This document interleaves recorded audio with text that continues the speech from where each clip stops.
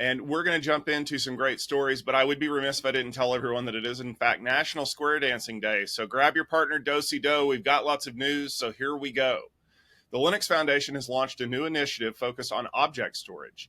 The new foundation is specifically focused on distributed asynchronous object storage, which naturally gives the foundation its name of DAOS. DAOS is a high-performance open source object storage system that's designed to work specifically with HPC and AI. Intel has been a contributor to DAOS since all the way back in 2012, and they have donated their work to this new foundation to keep things open and allow for the free exchange of ideas and all the stuff that you would expect from an open source project.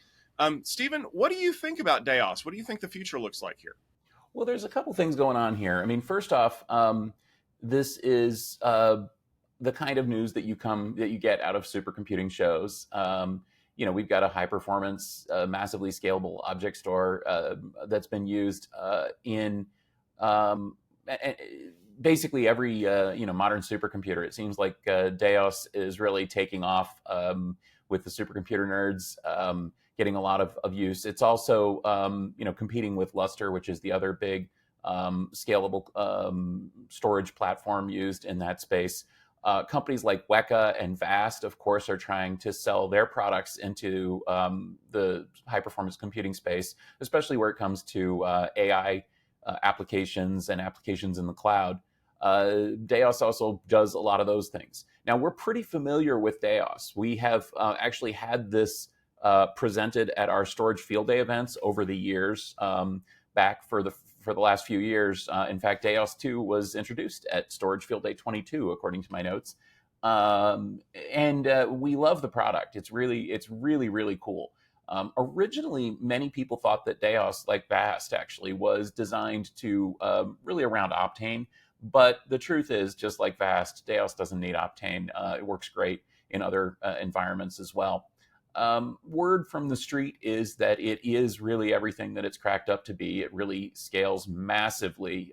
We're talking huge volumes of data, bigger than any other system, except maybe Amazon S3. But it really is an incredible storage solution. It really can perform well. It can support HPC applications really well. Just all around a great product. There are some, it is still a little challenging and nerdy to get it up and running right. It needs the right hardware, that sort of thing. And so there is still space in the world for Lustre and Weka and Vast and others. And I expect that those things are going to continue. The other angle to this story, of course, is Intel. That's the elephant in the room. Why is this a part of the Linux Foundation and so on? Why is that important? Well, it's important because it means that Intel's stewardship, which is rapidly coming to an end for a lot of products, will not spell the end for DAOS. I mean, essentially, this is now given to the world, and even if Intel decides to refocus on manufacturing and processors, which is certainly something we've talked about a couple times here on the rundown, it won't mean the end of this important storage platform. So overall, very good announcement, and I'm glad to see it come.